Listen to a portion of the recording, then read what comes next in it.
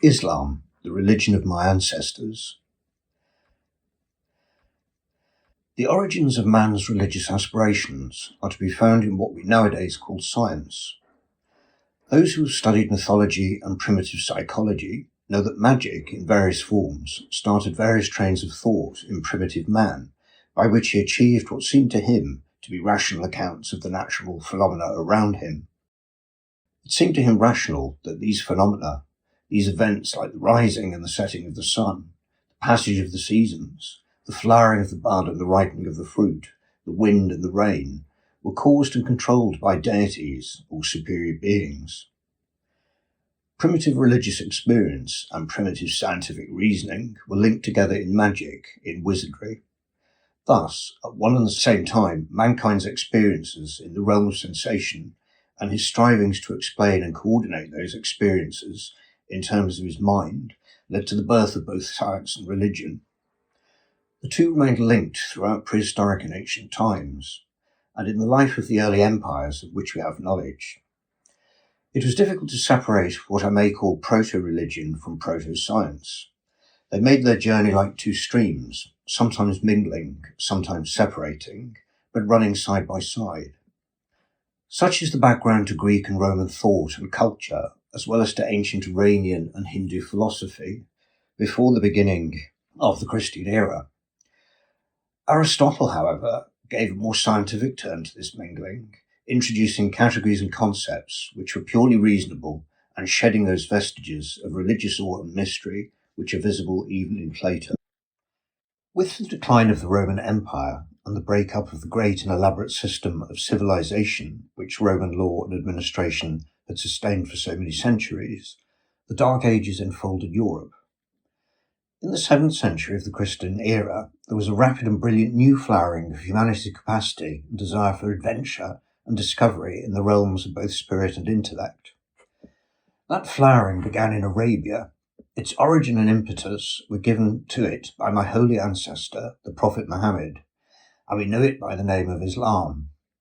From Arabia, the tide of its influence flowed swiftly and strongly to North Africa and thence to Spain.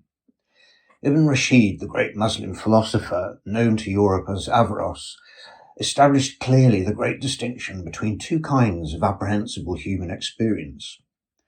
On the one hand, our experience of nature as we recognize it through our senses, whence comes our capacity to measure and to count, and with that capacity all that it brought in the way of new events and new explanations, and on the other hand, our immediate and imminent experience of something more real, less dependent on thought or on the process of the mind, but directly given to us, which I believe to be religious experience. Naturally, since our brain is material and its processes and all the consequences of its processes are material, the moment that we put either thought or spiritual experience into words, this material basis of the brain must give a material presentation to even the highest, most transcendent spiritual experience. But men can study objectively the direct and subjective experiences of those who have had spiritual enlightenment without material intervention. It is said that we live, move, and have our being in God. We find this concept expressed often in the Quran, not in those words, of course, but just as beautifully and more tersely. But when we realize the meaning of this saying, we are already preparing ourselves for the gift of the power of direct experience. Rumi and Hafiz, the great Persian poets, have told us, each in his different way, that some men are born with such natural capacities and possibilities of development, and they have direct experience of that great love, that all-embracing, all-consuming love, which direct contact with reality gives to the human soul. Hafiz indeed has said that men like Jesus Christ and Muslim mystics like Mansour and Bayezid and others have possessed that spiritual power of the greater love, that any of us, if the Holy Spirit ever present grants us that enlightenment, can, being thus blessed, have the power which Christ had, but that to the overwhelming majority of men this greater love is not a practical possibility. We can, however, make up for its absence from our lives by worldly human love for individual human beings, and this will give us a measure of enlightenment attainable without the intervention of the Holy Spirit. Those who have had the good fortune to know and feel this worldly human love should respond to it only with gratitude and regard it as a blessing and as, in its own way, a source of pride. I firmly believe that the higher experience can, to a certain extent, be prepared for by absolute devotion in the material world to another human being. Thus, from the most worldly point of view, and with no comprehension of the higher life of the spirit, the lower, more terrestrial spirit makes us aware that all the treasures of this life, all that fame, wealth, and health can bring, are nothing beside the happiness which is created and sustained by the love of one human being for another. This great grace we can see in ordinary life as we look about us, among our acquaintances and friends. But as the joys of human love surpass all that riches and power may bring the man, so does that greater spiritual love and enlightenment, the fruit of that sublime experience of the direct vision of reality, which is God's gift and grace, surpass all that the finest, truest human love can offer. For that gift we must ever pray. Now, I am convinced that through Islam, through the ideal of Allah as presented by Muslims, man can attain this direct experience which no words can explain, but which for him are absolute certainties. I have not discussed experience of this order with non-Muslims, but I have been told that Buddhists, Brahmins, Zoroastrians and Christians, I have not often heard of Jews except perhaps Spinoza, have also attained this direct mystical vision. I am certain that many Muslims, and I am convinced that I myself have had moments of enlightenment and of knowledge of a kind which we cannot communicate because it is something given and not something acquired. To a certain extent, I have found that the following verse of the Quran, so long as it is understood in a purely non-physical sense, has given assistance and understanding to myself and other Muslims. I must, however, warn all who read it not to allow their material critical outlook to break in with literal verbal explanations of something that is symbolic and allegorical. I appeal to every reader, whether Muslim or not, to accept the spirit of this verse in its entirety. Allah is the light of the heavens and the earth. His light is a niche in which is a lamp, and the lamp is in a glass. The glass is as though it were a glittering star. It is lit from a blessed tree, an olive neither of east nor of the west, the oil of which would well nigh give light through no fire touched it, light upon light. Allah guides to his light whom he pleases, and Allah strikes out parables for men, and Allah all things doth know. From that brief statement of my own personal beliefs, I move on to as concise and as uncontroversial an exposition as I can give as Islam as it is understood and practiced today.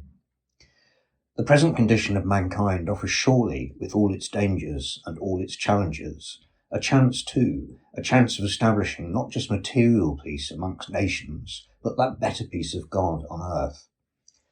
In that endeavour, Islam can play its valuable constructive part, and the Islamic world can be a strong and stabilising factor, provided it is really understood and its spiritual and moral power recognised and respected.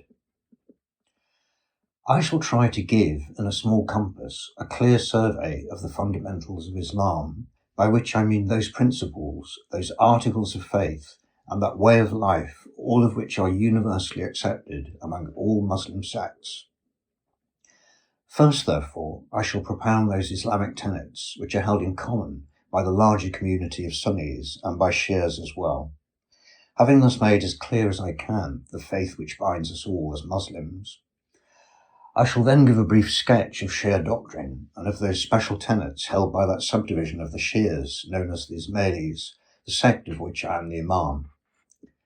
First, it must be understood that, though these fundamental ideals are universally accepted by Muslims, there does not exist in Islam, and there has never existed, any source of absolute authority. We have no papal encyclical to propound and sanction a dogma such as Roman Catholics possess, and no 39 articles like those which state the doctrinal position of the Church of England. The Prophet Mahomed had two sources of authority, one religious, which was the essential one of his life, and the other secular, which by the circumstance and accidents of his career became joined to his essential and divinely inspired authority in religion.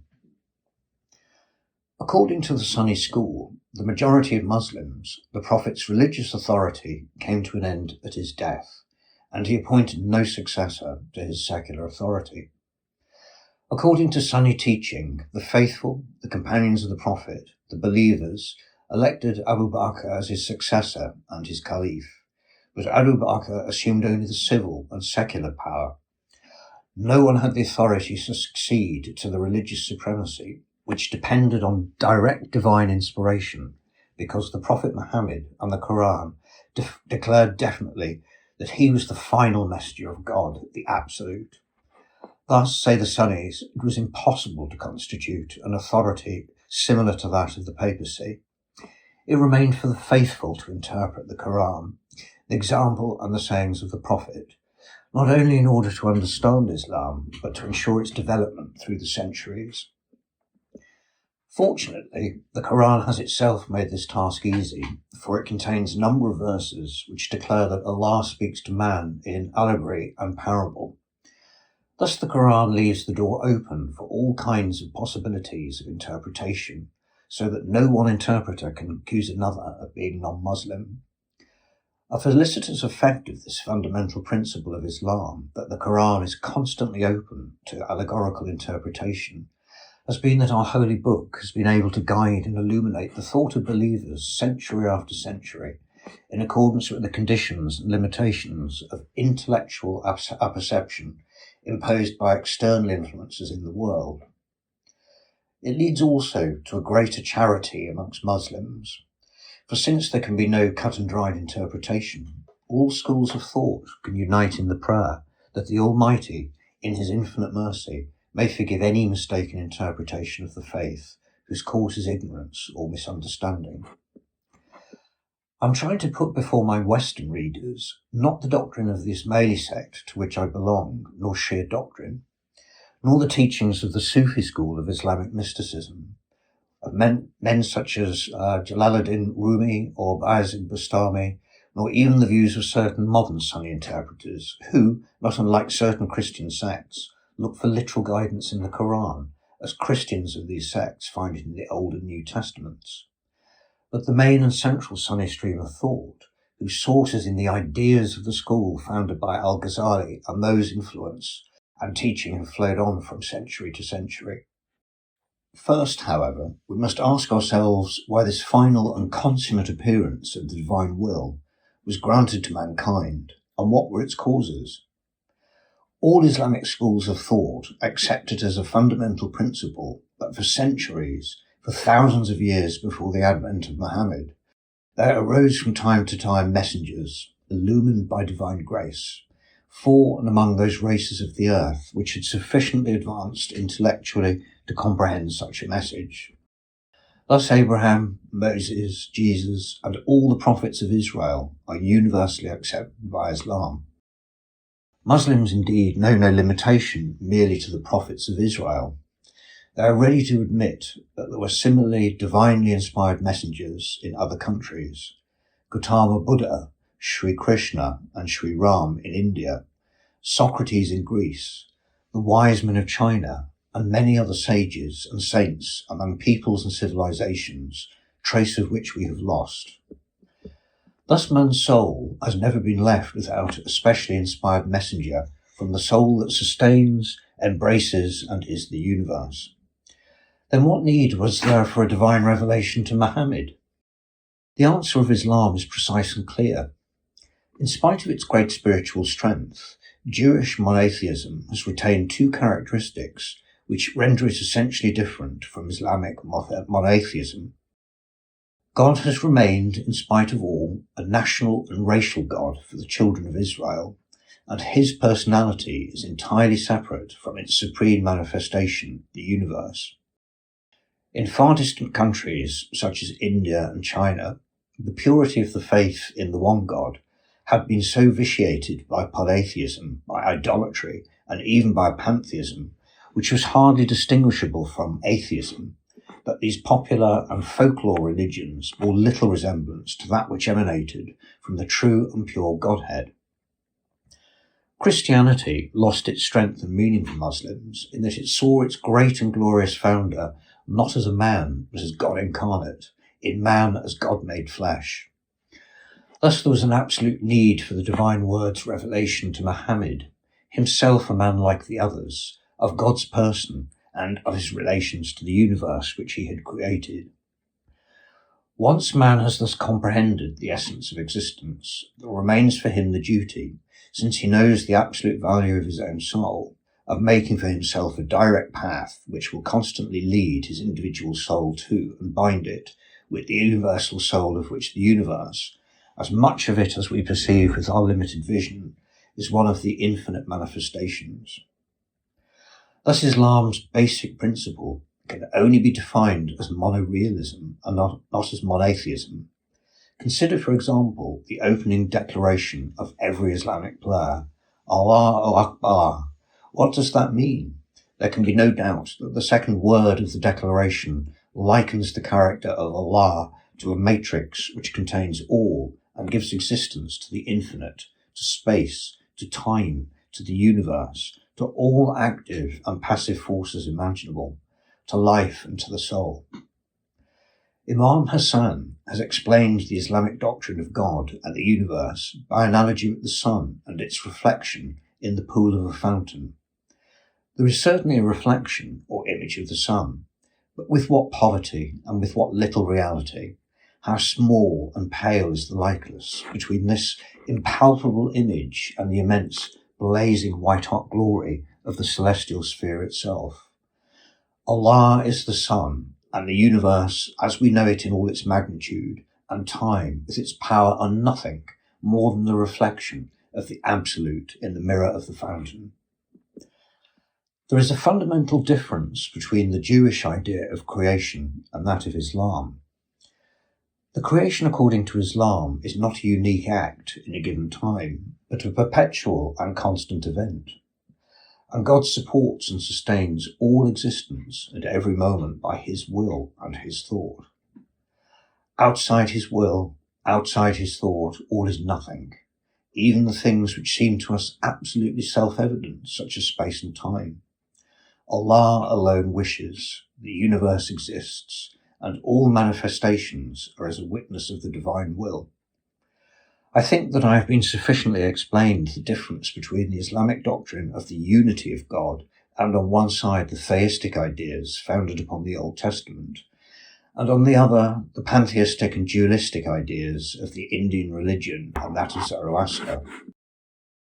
But having known the real, the absolute, having understood the universe as an infinite succession of events intended by God, we need an ethic, a code of conduct, in order to be able to elevate ourselves towards the ideal demanded by God.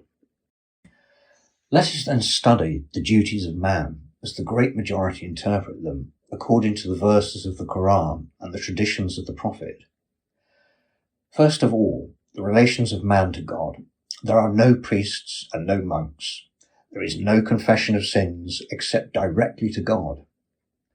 A man who does not marry, who refuses to shoulder the responsibilities of fatherhood, of building up a home and raising a family through marriage, is severely condemned. In Islam, there are no extreme renunciations, no asceticism, no maceration, above all, no flagellations to subjugate the body. The healthy body is the temple in which the flame of the Holy Spirit burns, and thus it deserves the respect of scrupulous cleanliness and personal hygiene. Prayer is a daily necessity, a direct communication of the spark with the universal flame. Reasonable fasting for a month in every year, provided a man's health is not impaired thereby, is an essential part of the body's discipline, through which the body learns to renounce all impure desires. Adultery, alcoholism, slander, and thinking evil of one's neighbour are specifically and severely condemned. All men, rich and poor, must aid one another materially and personally. The rules vary in detail, but they all maintain the principle of universal mutual aid in the Muslim fraternity. This fraternity is absolute, and it comprises men of all colours and all races, black, white, yellow, tawny, all are the sons of Adam in the flesh, and all carry in them a spark of the divine light. Everyone should strive his best to see that this spark be not extinguished, but rather developed to that full companionship on high, which was the vision expressed in the last words of the Prophet on his deathbed, the vision of that blessed state which he saw clearly awaiting him. In Islam, the faithful believe in divine justice and are convinced that the solution of the great problem of predestination and free will is to be found in the compromise that God knows what man is going to do, but that man is free to do it or not. Wars are condemned. Peace ought to be universal. Islam means peace, God's peace with man and the peace of men one to another. Usury is condemned, but free and honest trade and agriculture in all its forms are encouraged, since they manifest a divine service, and the welfare of mankind depends upon the continuation and the intensification of these legitimate labours. Politically, a republican form of government seems to be the most rightful, for in Islamic countries we have witnessed the development of absolute monarchies with a great concentration of power within them. The election of the monarch has always remained a lifeless formula, which has simply legitimised the usurpation of power. After death, divine justice will take into consideration the faith, the prayers, and the deeds of man. For the chosen there is eternal life and the spiritual felicity of the divine vision. For the condemned there is hell, where they will be consumed with regret for not having known how to merit the grace and the blessing of divine mercy. Islamic doctrine goes further than the other great religions, for it proclaims the presence of the soul, perhaps minute but nevertheless existing in an embryonic state in all existence, in matter, in animals, trees, and space itself. Every individual, every molecule, every atom has its own spiritual relationship with the all-powerful soul of God. But men and women, being more highly developed, are immensely more advanced than the infinite number of other beings known to us. Islam acknowledges the existence of angels, of great souls who have developed themselves to the highest possible planes of human soul and higher, and who are the centres of forces which are scattered throughout the universe. Without going as far as Christianity, Islam recognises the existence of evil spirits, which seek by means of their secret suggestions to us to turn us from good, from that straight way traced by God's finger, for the eternal happiness of the humblest, as of the greatest, Abraham, Jesus, Mohammed. Thus far, I have described those tenets of Islam which are professed and held in common by all Muslims of any and every sect or subsect. I now come to the divergence of the streams of thought. The Sunnis are the people of the Sunnah or tradition. The Kalama or profession of faith is there is no God but God, and Muhammad is the apostle of God. To this the Shias add, and Ali, the companion of Muhammad, is the vicar of God. Etymologically, the word Shia means either a stream or a section. The Prophet died without appointing a caliph or successor. The Shia school of thought maintains that although direct divine inspiration ceased at the Prophet's death, the need of divine guidance continued, and this could not be left merely to the millions of mortal men, subject to the whims and gusts of passion and material necessity, capable of being momentarily but tragically misled by greed, by oratory, or by the sudden desire for material advantage. These dangers were manifest in the period immediately following our Holy Prophet's death. Muhammad had been, as I have shown, both a temporal and a spiritual sovereign. The Caliph or successor of the Prophet was to succeed him in both these capacities. He was both to be Emir al-Mu'minin, or commander of the true believers, and Imam al-Muslimin, or spiritual chief of the devout. Perhaps an analogy with the Latin world will make this clear. He would be supreme pontiff as well as imperator or temporal ruler. Ali, the Prophet's cousin and son-in-law, the husband of his beloved and only surviving child Fatima, his first convert, his bold champion in many a war, who the Prophet in his lifetime said would be to him as Aaron was to Moses, his brother and right-hand man, in the veins of whose descendants the Prophet's own blood would flow. appeared destined to be that true successor, and such had been the general expectation of Islam. The Shias have therefore always held that after the Prophet's death, divine power, guidance, and leadership manifested themselves in Hazrat Ali as the first Imam or spiritual chief of the devout.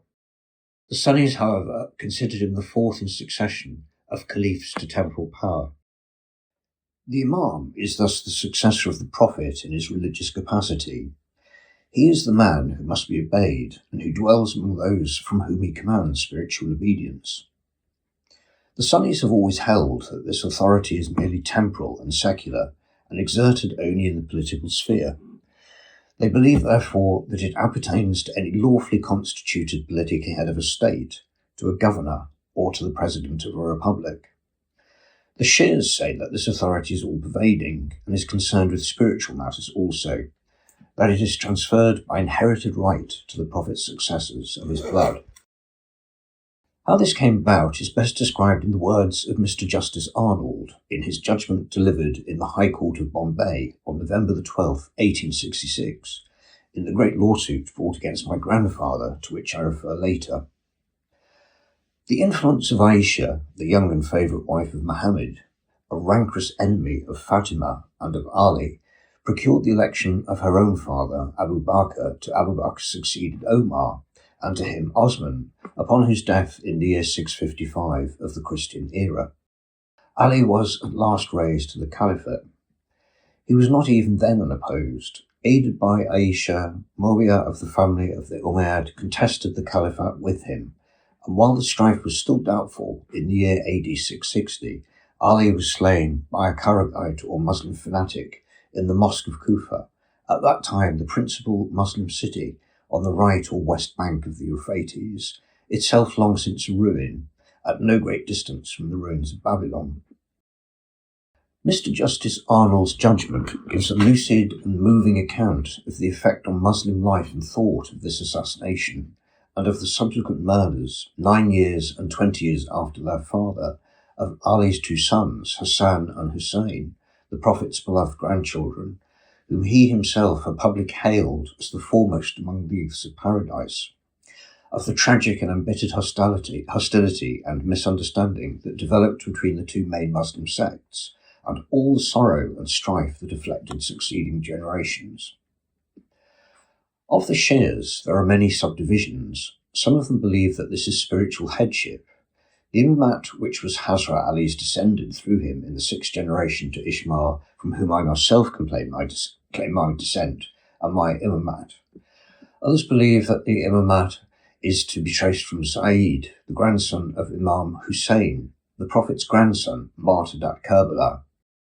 Still others, including the vast majority of the people of Persia and Indian Shias, believe that the Imamate is now held by a living Imam, the 12th from Ali, who has never died, who is alive and has lived 1300 years among us, unseen but seeing. Those who profess this doctrine are known as the Asna Asharis. The Ismailis themselves are divided into two parties, a division which stems from the period when my ancestors held the Fatimid Caliphate of Egypt. One party accepts my ancestor Nizar as the rightful successor of the Caliph of Egypt, Mustansir, whereas the other claims as Imam his other son, the Caliph Mustali. Thenceforward, the story of the Ismailis and my ancestors and their followers moves through all the complexities, the ebb and flow of Islamic history through many centuries. Given, it has been said, abandoned as hopeless the task of clearing up the obscurities of an Asiatic pedigree. There is, however, endless fascination in the study of the web of characters and events woven across the ages, which unites us in this present time with all these far distant glories, tragedies and mysteries. Often persecuted and oppressed, the faith of my ancestors was never destroyed. At times it flourished as in the epoch of the Fatimid Caliphs, at times it was obscure and little understood. After the loss of the Fatimid Caliphate in Egypt, my ancestors moved first to the highlands of Syria and then to Lebanon. Thence they journeyed eastwards to the mountains of Iran. They established a stronghold in the craggy peak of Alamut in the Elburz Mountains. the range which separates from the rest of Persia the provinces lying immediately to the south of the Caspian. Legend and history intertwine here in the strange tale of the Old Man of the Mountains and of those hereditary Grand Masters of the Order of the Assassins who held Alamein for nearly 200 years. In this period, the Ismaili faith was well known in Syria, in Iraq, in Arabia itself, and far up into Central Asia. Cities such as Samarkand and Bukhara were then great centres of Muslim learning and thought.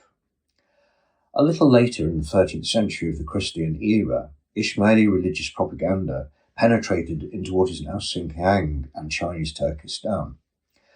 There was a time in the 13th and 14th centuries when the Ismaili doctrine was the chief and most influential Shiite school of thought, but later, with the triumph of the Safavid dynasty in Iran, particularly in its northwest province, Azerbaijan, the Asna Ash'ari or 12th Imam sect established its predominance. Remnants of the Ismaili faith remained firm and are still to be found in many parts of Asia, North Africa and Iran. The historical centres of Ismailism indeed are scattered widely all over the Islamic world. In the mountainous regions of Syria, for example, are to be found the Druzes. In their fastness in the Jebel Druz, they are really Ismailis who did not originally follow my family in their migration out of Egypt, but remained with the memory of my ancestor Al-Hakim, the Fatimid Caliphate of Egypt, and established their doctrines on lines very similar to those of the Syrian Ismailis, who, in present times, are my followers. Similar Ismaili islands exist in southern Egypt, in the Yemen, and of course in Iraq. In Iran, the centres are around Mahalat, westwards towards Hamadan, and to the south of Tehran. Others in Khorasan to the north and east, about Yezd, around Kaman, and southward along the coast of the Persian Gulf, from Bandar Abbas to the borders of Pakistan and Sindh, and into Baluchistan. Others are in Afghanistan. In Kabul itself, there are many in Russia and Central Asia, around Yarkand, Kashgar, and in many villages and settlements in Xinjiang. In India, certain Hindu tribes were converted by missionaries sent to them by my ancestor, Shah Islam Shah, and took the name of Khojas. A similar process of conversion occurred in Burma as recently as the 19th century. Now that I've brought this brief record of Ismaili origin, vicissitudes and wanderings within sight of the contemporary world, it may be timely to give an account in some detail of the life and deeds of my grandfather, the first to be known as the Aga Khan, who emerged into the light of history early in the 19th century of the Christian era. His life was, as Mr. Justice Arnold observed, adventurous and romantic. He was the hereditary chieftain of the important city of Kaman, and the son-in-law of the powerful and able Persian monarch, Fateh Ali Shah, holding considerable territorial possessions, in addition to his inherited imamat of the Ismailis. In 1838, he was involved in conflict with the then-ruling Emperor Mohammed Shah, for reasons of which Mr. Justice Arnold gave the following account. Haji Mirza Ahazi, who had been the tutor of Mohammed Shah, was during the whole reign of his royal pupil from 1834 to 1848, the Prime Minister of Persia. A Persian of very low origin formerly in the service of the Aga Khan, he had become the chief favourite and minion of the all-powerful minister. This person, through his patron, had the impudence to demand, in marriage for his son, one of the daughters of the Aga Khan, a granddaughter of the late Shah in Shah. This, says the Persian historian, was felt by the Aga Khan to be a great insult, and the request, though strongly pressed by the Prime Minister, was indignantly refused. Having thus made the most powerful man in Persia his deadly enemy, the Aga Khan probably felt that his best chance of safety was to assert himself in arms, a course not uncommon with the great feudatories of disorganized Persia. Making Kerman his headquarters, he appears to have kept up the fight with varying fortunes through the years 1838 and 39 and part of 1840. In the latter year, overpowered by numbers, he was forced to flight and with difficulty made his escape, attended by a few horsemen, through the deserts of Baluchistan to Sindh. In 1845, my grandfather reached Bombay, where, as Mr. Justice Arnold expressed it, He was received by the cordial homage of the whole Khoja population of this city and its neighbourhood. For a year or two from 1846 he was in Calcutta as a political prisoner, because Mohammed Shah had remonstrated to the British government about his presence in a part of such ready access to Persia as Bombay. However, in 1848, Mohammed Shah's reign came to an end. My grandfather settled peaceably in Bombay, and there established his Dakana, or headquarters. Not only was this a wise and happy personal decision, but it had an admirable effect on the religious and communal life of the whole Ismaili world. It was as if the heavy load of persecution and fanatical hostility which they had had to bear for so long was lifted. Deputations came to Bombay from places as remote as Kashgar, Bukhara, all parts of Iran, Syria, the Yemen, the African coast, and the then narrowly settled hinterland behind it. Since then, there has been no fundamental or violent change in the Ismaili way of life or in the conditions in which my followers can pursue their own religion. At present, no deputations come from Russia, but Ismailis in Russia and Central Asia are not persecuted, and they are quite free in their religious life. They cannot, of course, send the tribute, which is merely a token tribute, and has never been the sort of mulcting which a few fanatical elements of the Ismailis have alleged it to be. With Singahang, Kashgar and Yarkand, we have no communication at present, since the frontier is closed, no more firmly against Ismailis than against anyone else.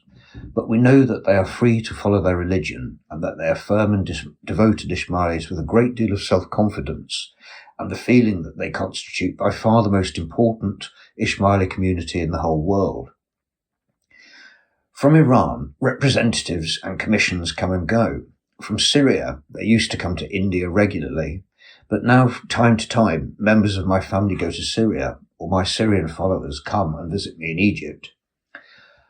Not long ago, I went to Damascus, where a great number of my followers came to pay their respects. In nearly all those countries, the greater part of the tribute to the Imam is spent on schools or prayer houses and on the administration of various religious and social institutions. A considerable measure of local responsibility prevails. Questions of marriage and divorce, for example, are entirely the concern of the local representative of the Imam. At times, prosperous communities among the Ismailis help less prosperous ones in respect to similar institutions. I issue general instructions and orders, but the actual day-to-day administrative work of each local community is done by the Imam's representative and the local chief. Many of these local headships throughout Central Asia, for example, are hereditary, but we have no general regular system. Sometimes a son succeeds, sometimes a grandson. Sometimes he is known as Vasir or Kamdar, a title which by constant use has degenerated into Kamria. Sometimes he is Rais or Rai. In Syria, the Imam's representatives are known as Emirs. In some parts of Central Asia, such as Hunza, the word Emir has been colloquialized and shortened to Mir. The headship of a religious community spread over a considerable part of the world's surface, from Cape Town to Kashgar, from Syria to Singapore, cannot be sustained in accordance with any cut-and-dried system. Moral conditions, material facilities, national aspirations and outlook, and profoundly differing historical backgrounds have to be borne in mind, and the necessary mental adjustments made. There is therefore great variety and great flexibility of administration. In the British, Portuguese and French colonies of East Africa in Uganda, Portuguese East Africa, Madagascar, Natal and Cape Colony, there is a highly developed and civilized administrative system of councils. Education administrators, property agents, executive and judicial councils all perform an immense amount of day-to-day administrative work, and under my general orders, vast financial administration as well.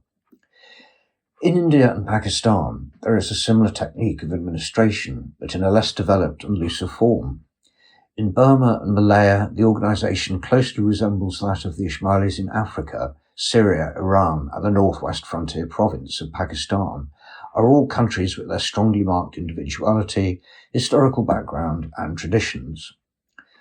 These historical variations over centuries, the accessibility or lack of it for many of the more isolated communities, and the development of communications between my family and my followers have all had their effect. In Central Asia, the leadership of the Ismailis is by inheritance in the hands of certain families and has been handed down in continuous line through centuries. This is true of my followers in Afghanistan and in Russia and Chinese Turkestan, where certain families have been, since their conversion to Islam, administrators and representatives of the Imam. The local leadership passes down in a close connection of kinship from one generation to another. Sometimes it is the hereditary chieftain, and occasionally, as in the case of Hamza, the secular king, himself an Ismaili, who is the administrator of the religious brotherhood. The correspondence which I maintain with all these far-scattered communities is affected by local circumstances. In Baghdad, I have special representatives who deal with Arabian matters. In Iran, I have special representatives in every province who deal with Ismaili affairs, who are also generally members of families that have, as a matter of inheritance, supplied local Ismaili leaders for probably as long as these people have been linked with my family. In Syria, one such family of representatives has retained an unbroken connection with my family for more than 1,000 years. Ismailism has survived because it has always been fluid. Rigidity is contrary to our whole way of life and outlook. There have really been no cut-and-dried rules. Even the set of regulations known as the Holy Laws are directions as to method and procedure, and not detailed orders about results to be obtained.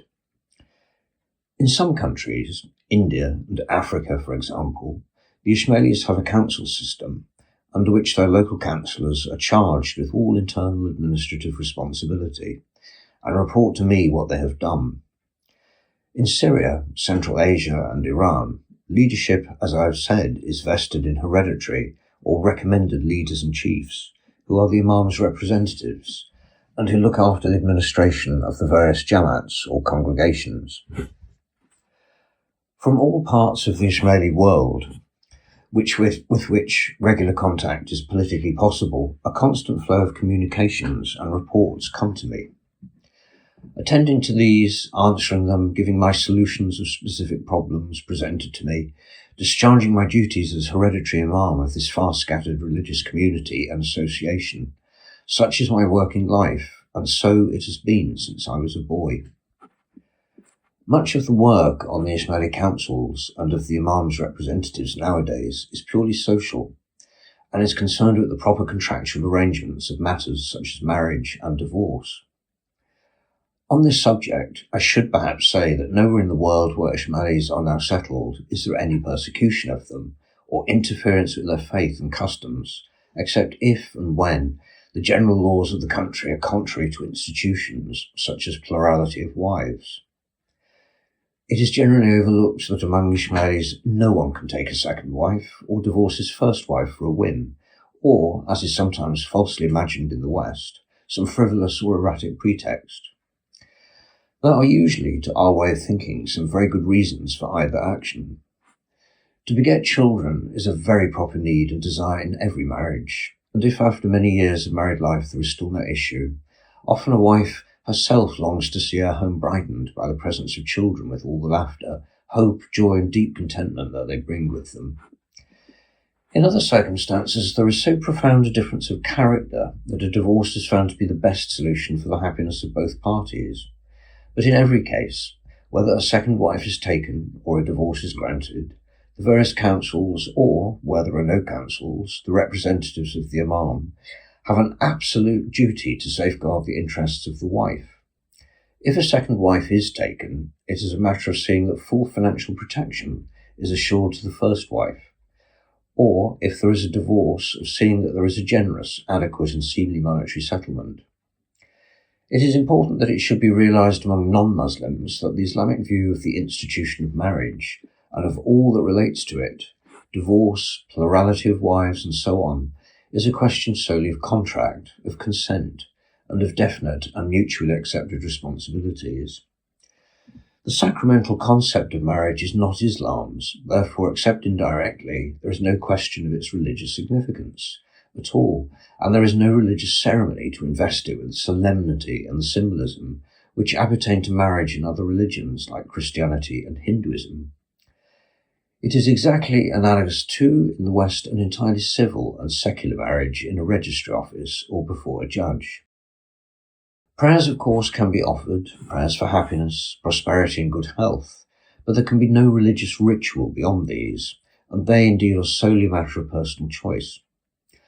There is therefore no kind of marriage in Islam or among the Ismailis, except the marriage of mutual consent and mutual understanding.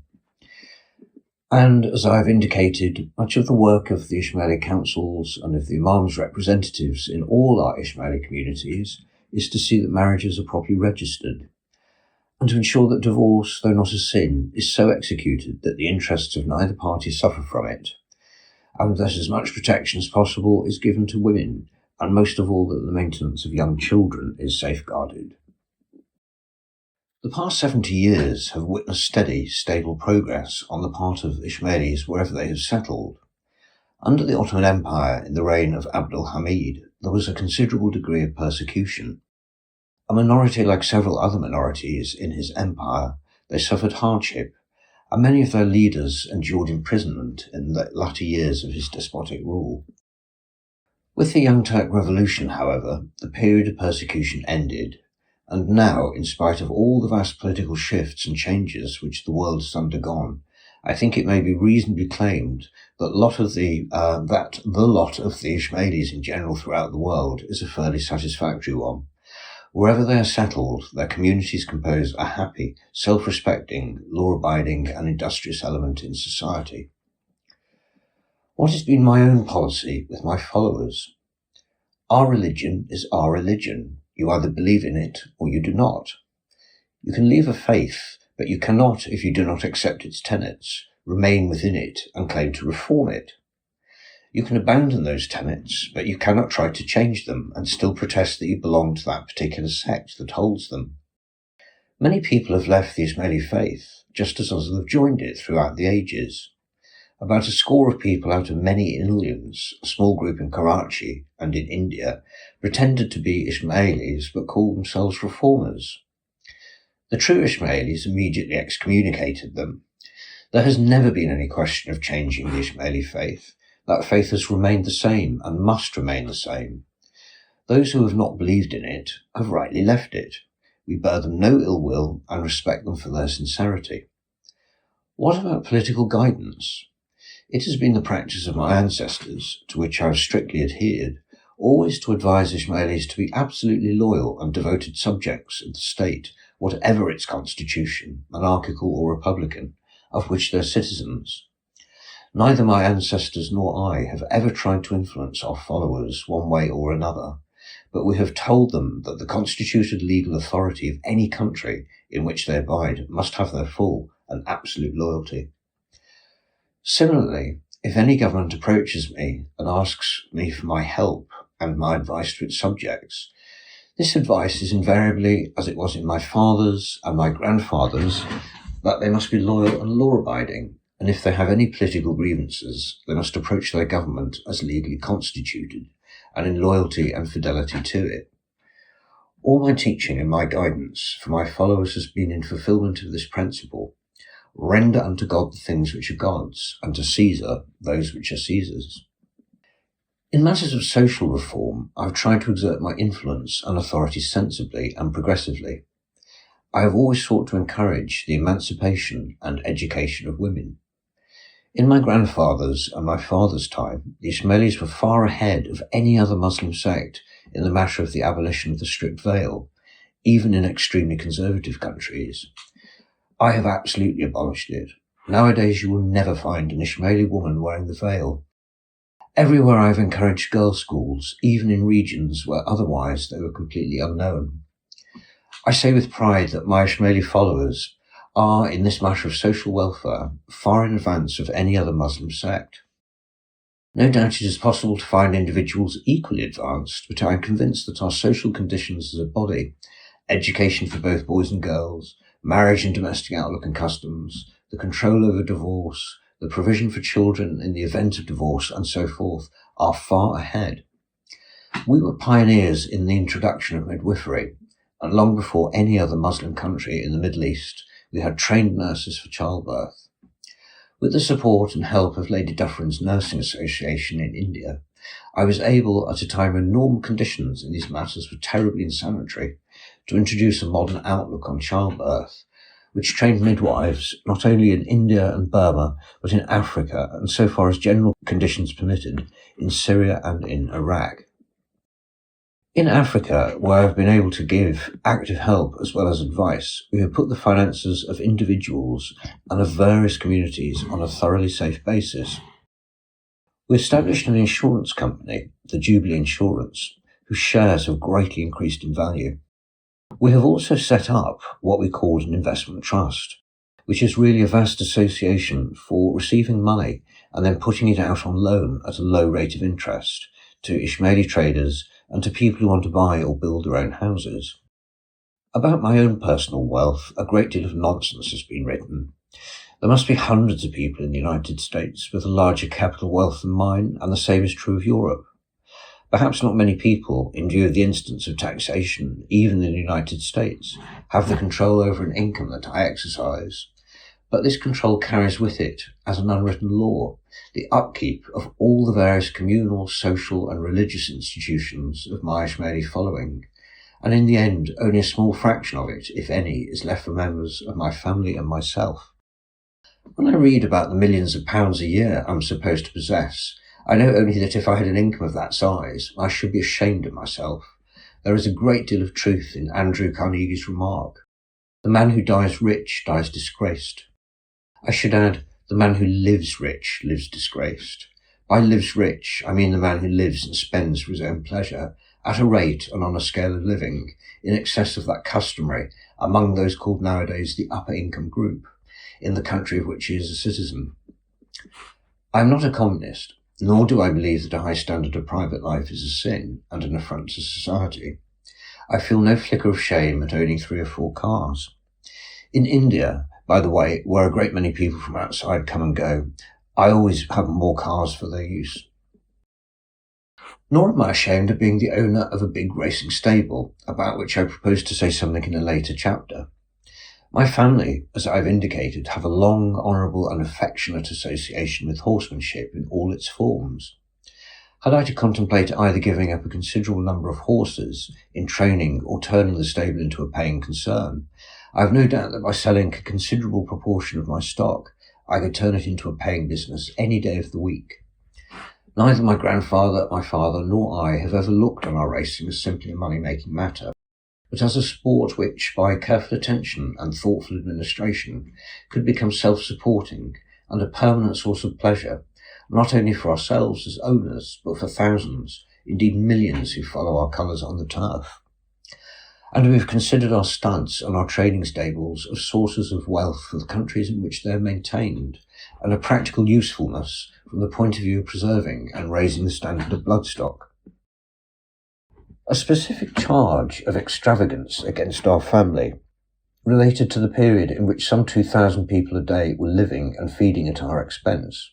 These 2,000 were, after all, descendants and dependents of people who had exiled themselves from Iran with my grandfather and had given up their homes and estates, and in the conditions of the time we, as heads of the Ismaili community, were responsible for their welfare and maintenance.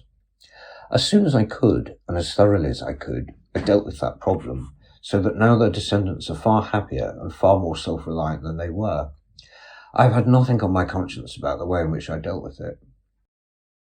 I would have been a profoundly unhappy man if I possessed 1/10 of the fabulous amount of wealth which people say that I have at my disposal, for then indeed I should have felt all my life that I was carrying a dead weight, useless alike to my family and my friends, or for that matter to my followers. Beyond a certain point, wealth and the material advantages which it brings do more harm than good, to societies as to individuals. So far as their way of life is concerned, I have tried to vary the advice which I have given to my followers in accordance with the country or state in which they live. Thus, in the British colony of East Africa, I strongly urge them to make English their first language, to found their family and domestic lives along English lines, and in general to adopt British and European customs, except in the matter of alcohol and slavery to tobacco. I'm convinced that living as they must in a multiracial society, the kind of social life and its organisation which gives them the greatest opportunities to develop their personalities, and is the most practically useful, is the one which they ought to follow. On the other hand, to those who live in Burma, I have given the same sort of advice, but that they should follow a Burman way of life, rather than any other. In Muslim countries like Syria, Egypt, Iraq and Iran, of course there are no difficulties at all. My own family's home and social life has always followed an Iranian Muslim pattern. This has involved no violent or radical readjustment wherever I've lived, so that the European ladies whom I have married, one after the other, have in fact easily and happily acquired an Iranian Muslim outlook and rhythm of life. In Africa, however, my followers faced a much more acute problem. They arrived there with Asiatic habits and an Asiatic pattern of existence, but they encountered a society in the process of development, which is, if anything, European African. To have retained an Asiatic outlook in matters of language, habits and clothing would have been for them a complication and socially a dead weight of archaism in the Africa of the future. In Pakistan and modern Bharat, the Ismailis are likely in the future to assume two culturally different patterns of culture. In West Pakistan, they will probably speak Urdu, or what used to be called Hindustani, and their social habits and customs will be moulded accordingly. In East Pakistan, Bengali dress and language will play a major part in Ismaili life. In Bharat, the languages which they will speak will probably be Gujarati and Marathi, and their outlook and way of life similarly will take on a Gujarati-Marathi shape. Yet I'm certain that for so long as they retain their faith, the Brotherhood of Islam will unite all these people of varying social outlook and patterns of behaviour and will keep them together in spirit.